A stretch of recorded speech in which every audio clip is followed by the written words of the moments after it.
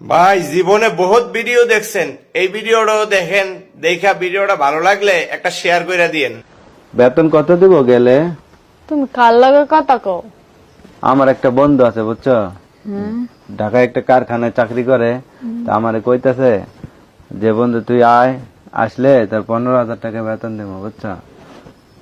আচ্ছা বন্ধু রাখো, আমি একটু পরে কল দিতেছি। এখন বারবার কইতাছে যে বন্ধু তুই আয়, আইলে তোর সংসারটা একটু ভালো চলবো বুঝছো। তুমি কি কইছো? আমি কইছি তোমার জিগাইলে আগে, তুমি কি কও? আমি তোমার এই বুদ্ধিটা দিছে কেটা তাই কও তো। কে দিছে? আমারে ফোন করে বলতেছে বন্ধু যে বাড়ি থেকে তো কষ্ট করিস, তা ঢাকায় আজ না ঢাকায়। তোমার যাওয়া লাগবে না, তুমি এটা করতেছো। এই দুইটা ডাল ভাত খাই আমি অনেক খুশি আছি, তোমার দূরে যাওয়া লাগবে না। ঢাকায় গেলে যদি বেতন 15,000 টাকা পাই, ধরো তোমার আমি যদি 10,000 টাকা মাসে পাঠাই দিই, তাহলে তো ভালো চলতে পারবে না? চলতে পারবো, তারপরে মন করি কি তুমি থাকবা না, একদম একা একা বাড়িতে থাকা লাগবো, বুঝছো না? তো কি না করবো?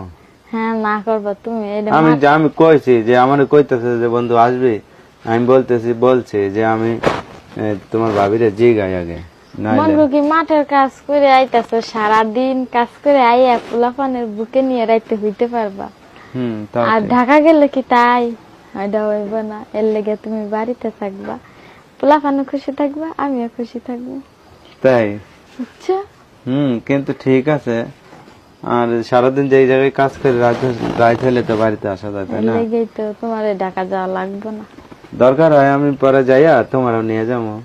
না হুম না, তোমার যাওয়া লাগবে না।